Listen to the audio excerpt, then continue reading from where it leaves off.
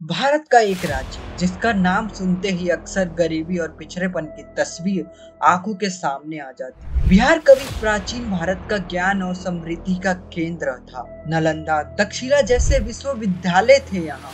आज विकास के दौर में सबसे पीछे क्यों रह गया है? बिहार 9% इंडिया के लोगों का घर है, पर इसकी जीडीपी में कंट्रीब्यूशन को देखें तो वो सिर्फ 2.8% है। देश की औसत प्रति व्यक्ति आय की तुलना में बिहार की प्रति व्यक्ति आय सिर्फ 1 तिहाई है। ऐसे चौंकाने वाले आंकड़े हमें यह सोचने पे मजबूर करते हैं, आखिर बिहार इतना गरीब और आर्थिक रूप से पिछड़ा क्यों है। हम बिहार के पिछड़ेपन की मूल कारणों को समझने के लिए इतिहास, अर्थव्यवस्था, बुनियादी ढांचे, शिक्षा, सामाजिक संरचना और शासन व्यवस्था पर गहराई से विचार करेंगे। साथ ही देखेंगे कि दूसरे राज्यों ने क्या तरीका अपनाया और बिहार उससे क्या सीख ले सकता है। और अंत में ये भी जानेंगे कि हाल के वर्षों में बिहार की क्या परिस्थिति है और आगे किस तरह बिहार विकास की राह पकड़ सकती है।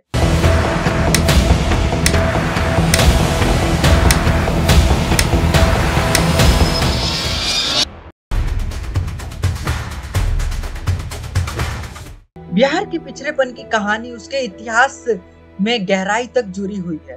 औपनिवेशिक काल में ब्रिटिश हुकूमत की नीतियों ने बिहार की अर्थव्यवस्था को बड़ा नुकसान पहुंचाया है। 1793 में लागू हुआ परमानेंट सेटलमेंट या स्थायी बंदोबस्त इसके प्रमुख उदाहरणों में से एक है। इस व्यवस्था के तहत बड़े जमींदारों को भूमि का मालिक बना दिया जाता है। अंग्रेजों ने भी भूमि कर को स्थायी रूप से निर्धारित कर दिया था, जिससे राजस्व बढ़ाने के लिए या कृषि में सुधार लाने के लिए ब्रिटिश सरकार के पास कोई प्रोत्साहन नहीं था।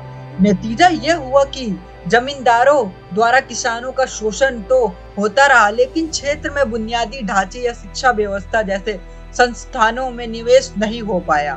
कॉलोनियल शासकों की उदासीनता ने बिहार की अर्थव्यवस्था को स्थिरता की ओर धकेल दिया, जबकि वही बंगाल जैसे क्षेत्र को, जहां अंग्रेजों की राजधानी थी, कुछ फायदे मिले। आजादी के बाद भी शुरुआती दशकों में राष्ट्रीय नीतियों ने बिहार को अपेक्षित लाभ नहीं दिया। एक उदाहरण है 1950 से 60 के दशकों में केंद्र सरकार की फ्राइट इक्वलाइजेशन पॉलिसी FEP, जिसका असर बिहार के खनिज संपन्न राज्य में बहुत ही बेकार पड़ा। इस नीति के तहत कोयला, इस्पात, सीमेंट जैसे उद्योग के लिए कच्चे माल के परिवहन लागत पूरे देश में बराबर कर दी गई। इसका परिणाम यह हुआ कि उद्योगपति को खजाने के पास कारखाने लगाने का कोई लाभ नहीं रहा, क्योंकि कहीं से भी माल मंगवाने पर लागत समान था। बिहार अपने लौह, कोयला जैसे प्राकृतिक संसाधनों का लाभ उठाकर उद्योग विकसित कर सकता था, लेकिन इस नीति ने उद्योगीकरण की संभावनाओं को सीधे खत्म कर दिया। सिर्फ नीतियां ही नहीं, राजनीतिक उपेक्षा भी कारण रही। आजादी के बाद बड़े बांध, कारखाने, शिक्षा संस्था स्थापित करने में बिहार पिछड़ गया, जबकि पंजाब, महाराष्ट्र, बंगाल जैसे राज्य से ज्यादा निवेश हुआ। 2000 में तो एक बड़ा भूगोल परिवर्तन हुआ। बिहार के दक्षिण हिस्से को अलग कर झारखंड राज्य बना दिया गया। झारखंड अपने साथ बिहार के बहुमूल्य खनिज और कई उद्योग ले गया, जिससे बिहार की अर्थव्यवस्था और सिकुड़ गई। इसी विभाजन के बाद बिहार मुख्यतः कृषि आधारित राज्य रह गया, जबकि भारी उद्योग का केंद्र झारखंड बन गया। बिहार की अर्थव्यवस्था की संरचना भी उसके पिछड़ेपन का एक बड़ा कारण है। आज भी यहाँ की अधिकांश आबादी कृषि पर निर्भर है। करीब आधे से ज्यादा श्रमिक खेती और उससे जुड़े कार्य करने लगे, लेकिन राज्य के सफल उत्पादन में कृषि का हिस्सा मात्र 20% है। इसका अर्थ यह निकलता है कि प्रति व्यक्ति कृषि की आय है जो काफी कम है, और खेती पर निर्भर इतने बड़े जनसंख्या हिस्से के लिए पर्याप्त आमदनी नहीं पैदा हो पाती है। छोटे जोत के खेत, सिंचाई की कमी और बाढ़, सूखे की मार जैसी समस्याएं कृषि उत्पादकता को सीमित करती है। परिणाम स्वरूप किसान अक्सर गरीबी के चक्र में फंसे रहते हैं।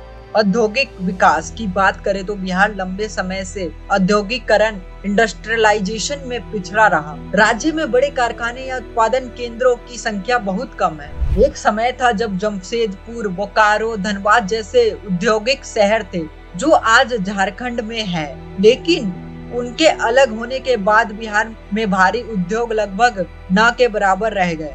निर्माण क्षेत्र की स्थिति काफी कमजोर रही। 2000 के दशक के आरंभ में तो राज्य में विनिर्माण क्षेत्र का विकास 1% से भी कम थी। पूरे भारत के विनिर्माण उत्पादन में बिहार का योगदान सिर्फ 0.77% है, जो बताता है कि निजी निवेश और कारखानों की कितनी कमी रही है। उद्योग धंधे न होने से नौकरियां नहीं पैदा हुई और राज्य का युवा वर्ग रोजगार के लिए तरसता रहा। अब बात करते हैं सर्विस सेक्टर की। सेवा क्षेत्र में जरूर पटना जैसे शहरों में कुछ ग्रोथ हुई, लेकिन वह राज्य के छोटे हिस्से तक सीमित है। वित्तीय सेवाएं, आईटी, पर्यटन जैसे क्षेत्रों में दूसरे राज्यों की तुलना में कम प्रगति हुई है। कुल मिलाकर आर्थिक संरचना ऐसी रही कि बिहार बड़ी आबादी, कम उत्पादन वाले कृषि या अनौपचारिक कार्यों में लगी रही और उच्च मूल्य वाले उद्योग व सेवाएं विकसित नहीं हो पाए। जब अर्थव्यवस्था का ढांचा ऐसा हो जहां आधी आबादी कम आय वाले सेक्टर में फंसी हो, तो गरीबी तो उच्च स्तर पर होना लाजमी है। बुनियादी और संरचना की कमी से बिहार के विकास को दशकों से अवरुद्ध किया है। सड़क, परिवहन, बिजली और स्वास्थ्य सुविधा के मामले में बिहार ऐतिहासिक रूप से राष्ट्रीय औसत से पीछे रहा है। एक समय था जब बिहार की सड़कों को भारत में सबसे खराब माना जाता था। ग्रामीण क्षेत्रों तक पक्की सड़कें नहीं थी। खराब सड़कों का मतलब है कि किसान अपनी उपज बाजार तक नहीं ले जा सकता था। निवेशक कारखाने लगाने से कतराते थे और आम लोगों को यात्रा में अधिक तक समय लगता था। बिजली की स्थिति भी कुछ ऐसा रहा कि प्रति व्यक्ति बिजली खपत के मामले में बिहार देश के सबसे नीचे था। कई गांवों में तो 24 घंटे बिजली रहना एक सपने के बराबर था। बिना बिजली के उद्योग लगाए भी तो कैसे? उद्योग और कल कारखानों को रिलायबल बिजली चाहिए होती है। इसी सब परिणाम के कारण बिहार का इंफ्रास्ट्रक्चर आज इतना खराब है। स्वास्थ्य और शिक्षा का इंफ्रास्ट्रक्चर भी बिहार में कुछ खास नहीं है। ज्यादातर सरकारी अस्पतालों में डॉक्टर और दवाइयों की कमी, प्राथमिक स्वास्थ्य केंद्रों की दुर्दशा और प्रति व्यक्ति स्वास्थ्य खर्च भी बिहार का बहुत ही बेकार है। बिहार में शिशु मृत्यु दर और मातृ मृत्यु दर लंबे समय तक बेहद अधिक रहे।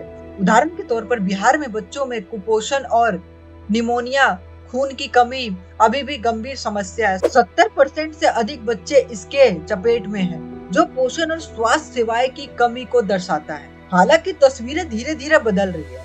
पिछले 2 दशकों में बिहार में अच्छा सुधार आया है।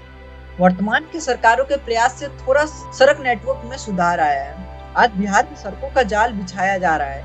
1.5 लाख किलोमीटर से अधिक ग्रामीण सड़कें पिछले 20 साल में बनाई गई है और राज्य में सड़क घनत्व भारत में तीसरे स्थान पर पहुंच गया है। गंगा नदी पर जहां 2005 से पहले महज 4 पुल थे, अब नए पुल बनाए जा रहे हैं, जिनसे उत्तर और दक्षिण बिहार के बीच संपर्क बढ़ा। बिजली उत्पादन क्षमता में भी क्रांतिकारी इजाफा हुआ है।